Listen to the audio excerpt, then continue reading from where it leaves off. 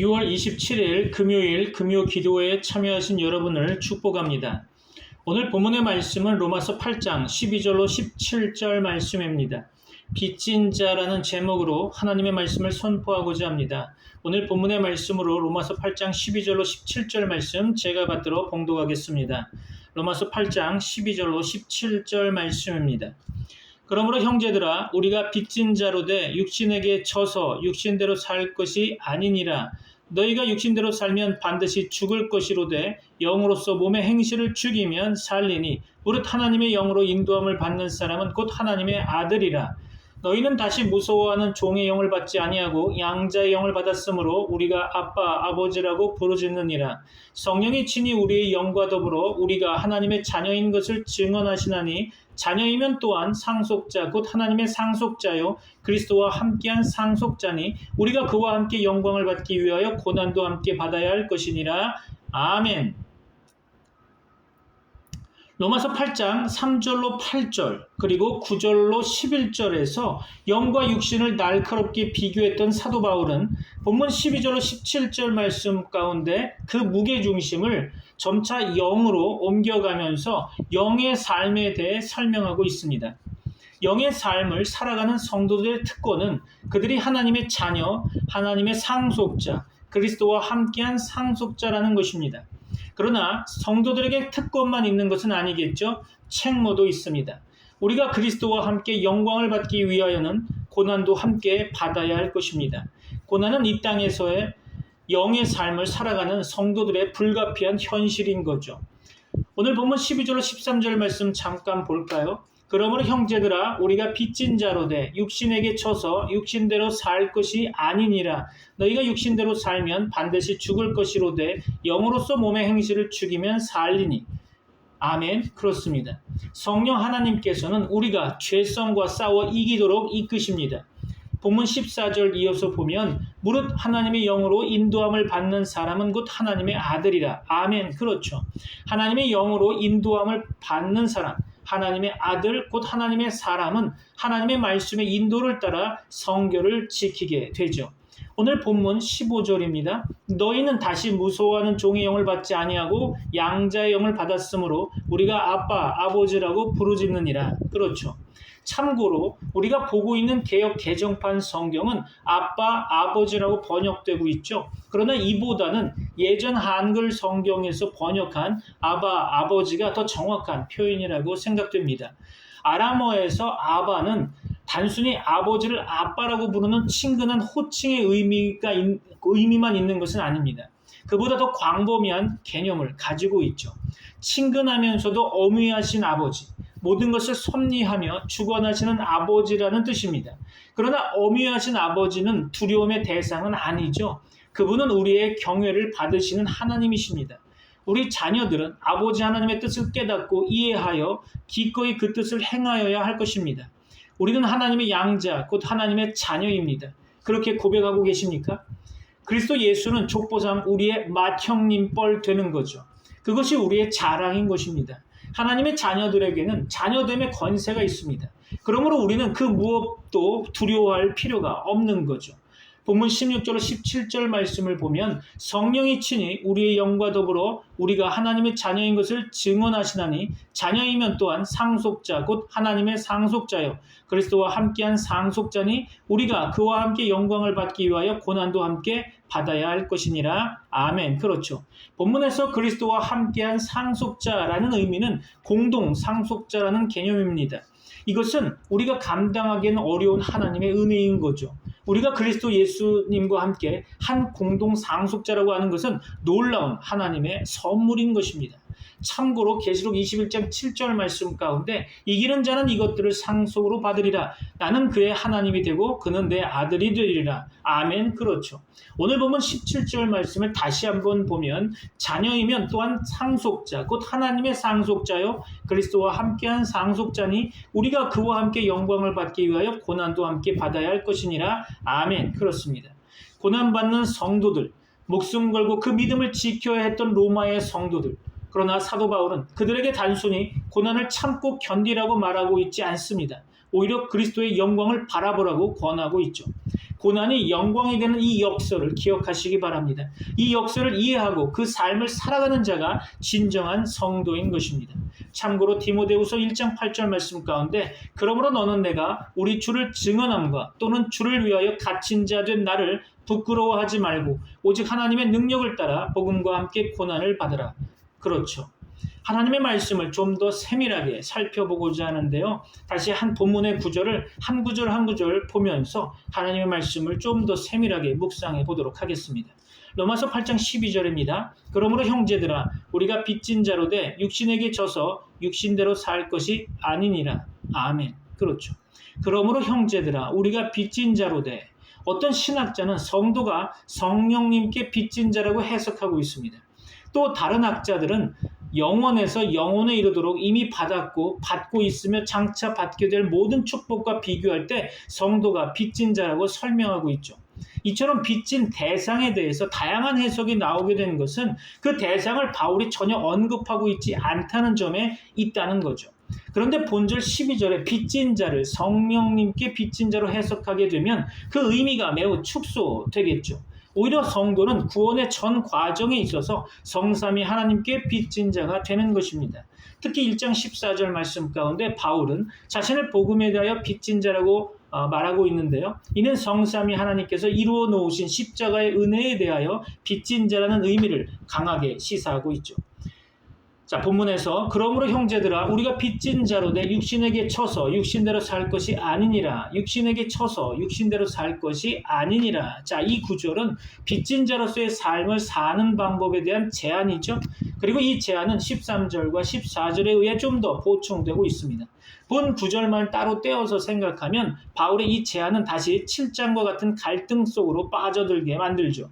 왜냐하면 7장 24절의 절규 아시죠? 오호라 나는 곤고한 자로다. 누가 이 사망의 법에서 나를 건져내랴. 이런 거 있잖아요. 성도가 육신대로 살지 않기 위해 발버둥치는 상황에서 필연적으로 발생하게 되죠.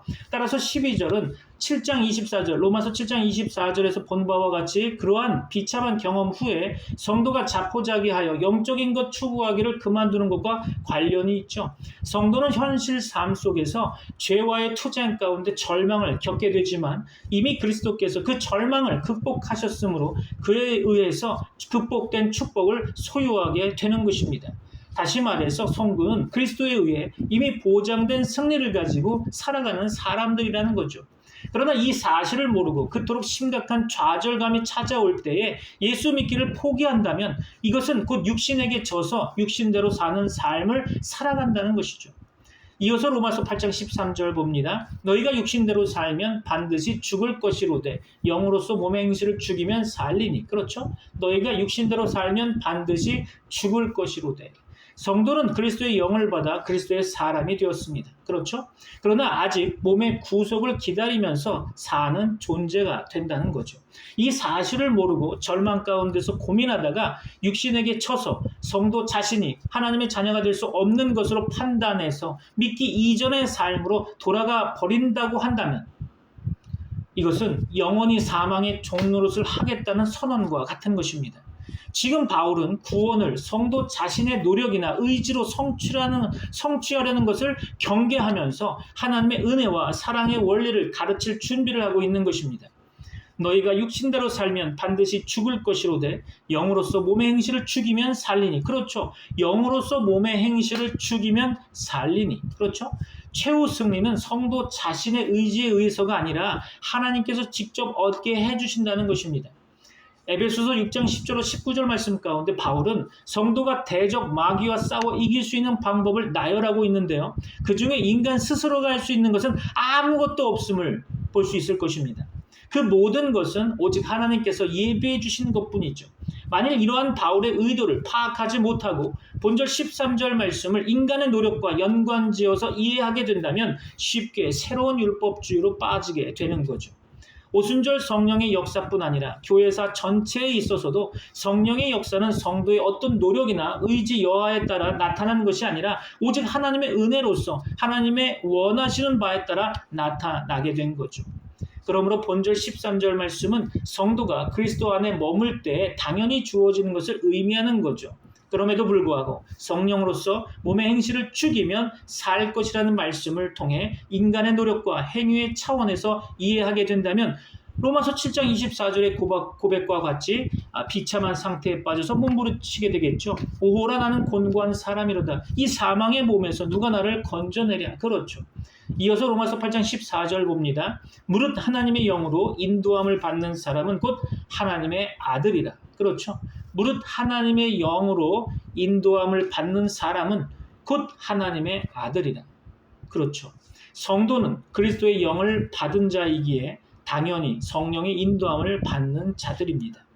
그러기에 그리스도의 사랑이며 하나님의 아들인 거죠. 예수님께서 영접하는 자, 곧 그 이름을 믿는 자들에게는 하나님의 자녀가 되는 권세를 주셨으니라고 가르치셨죠. 성도는 성령의 인도함을 따라 그리스도를 영접함으로써 하나님의 자녀가 됩니다.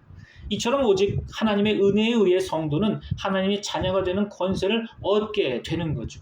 이어서 로마서 8장 15절이죠. 너희는 다시 무서워하는 종의 영을 받지 아니하고 양자의 영을 받았으므로 우리가 아빠, 아버지라고 부르짖느니라. 그렇죠. 너희는 다시 무서워하는 종의 영을 받지 아니하고, 무서워하는 종의 영과 비슷한 의미로 디모데후서 1장 7절 말씀 가운데 두려워하는 마음이 언급되고 있습니다. 성도를 두렵게 하며 속박하는 것은 무엇일까요? 바로 율법입니다. 성도는 율법에서 해방됨과 동시에 율법이 주는 두려움과 속박에서 벗어난 존재들인 거죠. 결국 성도는 율법을 통해서 성도를 정죄하는 그 모든 것으로부터 해방된 신분이므로 결코 두려워하는 종의 영을 받지 않는 것입니다. 너희는 다시 무서워하는 종의 영을 받지 아니하고 양자의 영을 받았으므로, 양자의 영을 받았으므로. 그렇죠? 구약 시대에는 하나님과 이스라엘의 관계가 아버지와 자식의 관계로 보다 왕과 백성의 관계로 더 많이 이해되었었죠. 비록 하나님과 이스라엘 사이가 아버지와 자식과의 관계로 언급되었을지라도 신약 시대처럼 친밀한 관계를 보여주지는 않았습니다. 양자의 원리는 바울 신학의 중요한 주제 중 하나로 그 근원은 예수님의 가르침에서 발견되고 있죠. 그리고 바울은 성도로 하여금 하나님의 자녀가 되게 하시는 분이 성령님이시라고 가르치고 있습니다. 성령님께서 성도 가운데 거하심으로 말미암아 성도가 하나님의 자녀임을 보증으로 인쳐주시는 것입니다. 너희는 다시 두려워하는, 무서워하는 종의 영을 받지 아니하고 양자의 영을 받았으므로 우리가 아빠, 아버지라고 부르짖느니라. 그렇죠? 우리가 아빠, 아버지라고 부르짖느니라. 오직 예수님만이 하나님과의 관계에서 아빠, 아버지란 용어를 즐겨 사용했는데요. 이는 첫째로 아버지에 대한 아들의 철저한 복종과 긴밀한 관계를, 둘째로 아들로서의 권위를 나타내고 있는 거죠. 예수님은 이와 같은 용어를 제자들에게도 가르치셨는데요. 이 용어는 신약시대의 성도와 하나님과의 관계를 가장 잘 대변해 준다고 생각됩니다.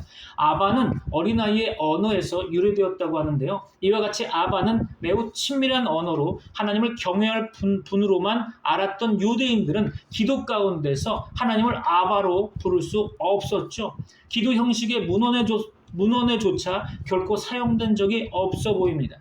그러나 신약의 성도는 양자의 영에 의해서 하나님과 부자관계 속에 들어가게 됨으로써 아바란 말을 사용할 수 있게 된 거죠.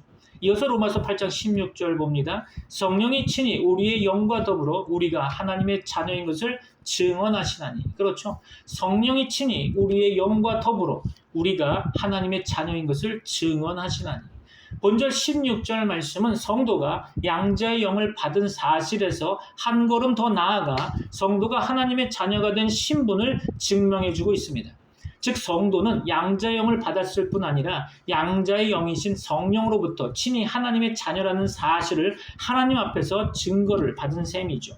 이에 대해서 칼빈은 말하기를 우리의 마음이 믿음으로 차 있을 때에만 우리의 입이 열려 하나님께 기도할 수 있는데 이것은 성령께서 우리의 마음에 역사하시고 또한 우리가 하나님의 자녀임을 증거해 주시기 때문에 가능하다. 만일 우리가 하나님의 자녀임을 확신하지 못하면 하나님께 바로 기도할 수 없으며 그와 같은 믿음은 헛것에 불과하다라고 말했죠.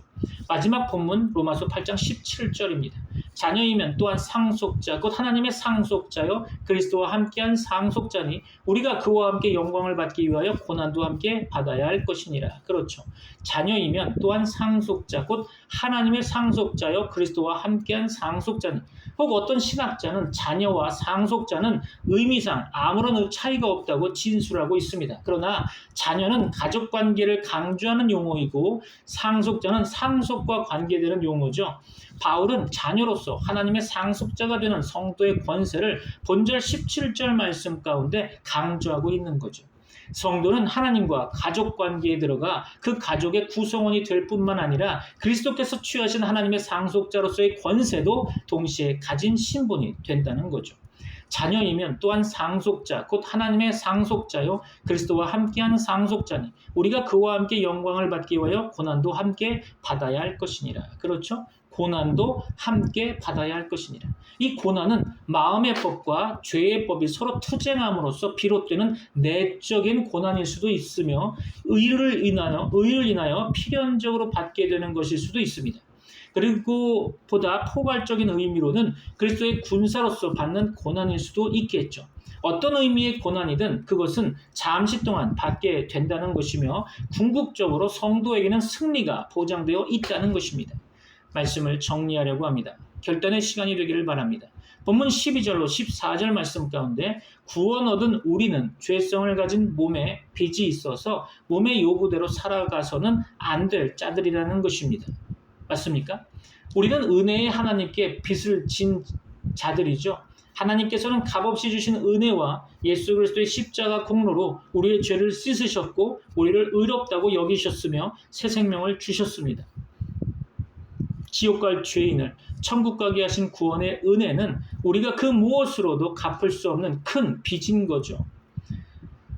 우리는 하나님께 큰 빚을 진 자들임을 늘 기억하시기 바랍니다. 성도는 죄성을 가진 몸의 요구대로 살면 반드시 죽게 됩니다. 이 말씀은 가상적인 경고죠. 이 말씀은 중생한 성도가 죄 가운데 살다가 지옥 갈 수 있다는 것을 말하는 것이 아닙니다.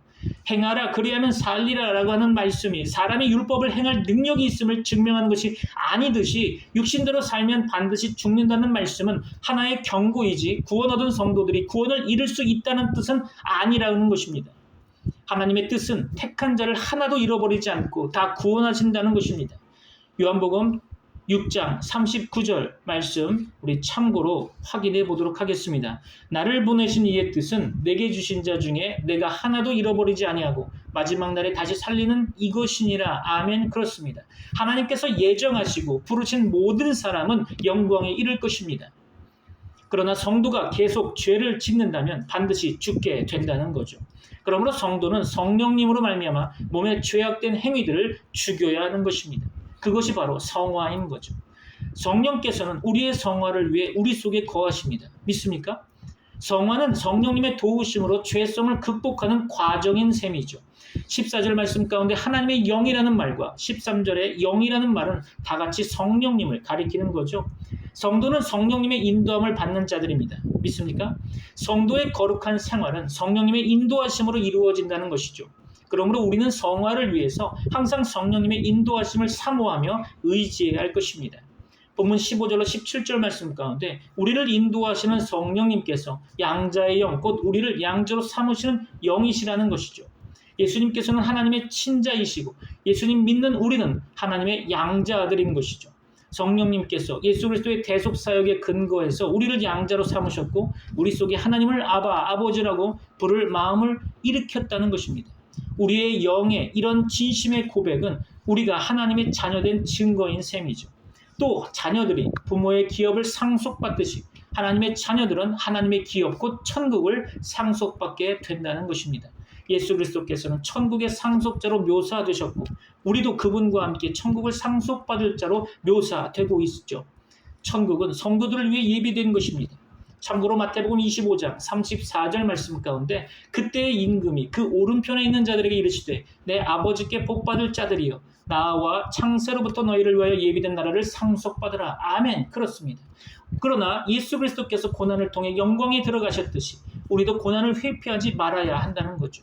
예수님께서 많은 고난을 받으셨듯이 우리도 세상에서 많은 고난을 받을 것이며 그분이 고난받으신 후에 영광을 받으셨듯이 우리도 고난받은 후에 영광을 받게 될 것입니다. 성도들의 현재의 고난은 장차받을 영광에 이르는 과정이라는 거죠.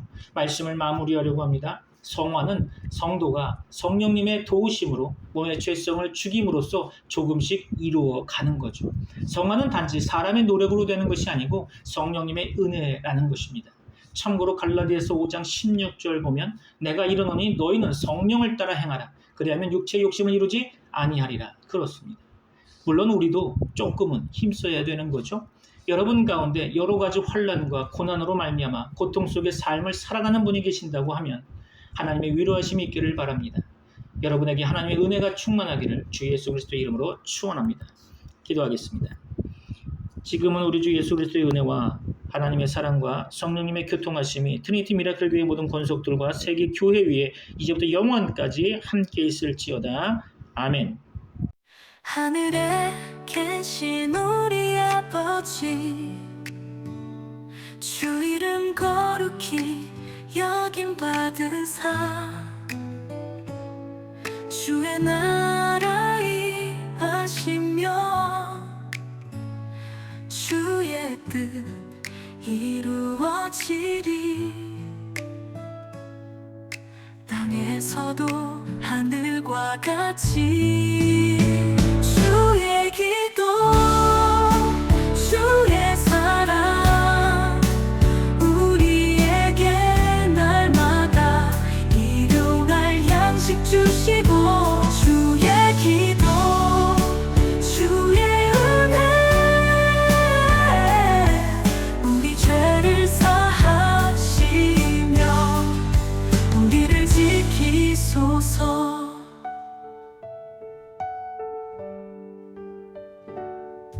우리를 시험 들게 마시고 악에서 구원하소서. 나라와 권세와 영광이 영원 영원히 아버지의 것. 아멘. 주의 기도 주의 사랑 우리에게 날마다 일용할 양식 주시고 주의 기도 주의 은혜 우리 죄를 사하시며 우리를 지키소서.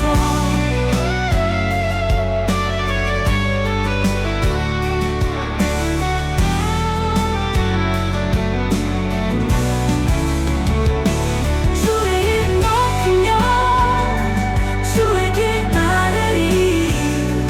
영원히 주를 찬양하며 우리 주께 기도하리. 주의 기도 주의 사랑 우리에게 날마다 일용할 양식 주시고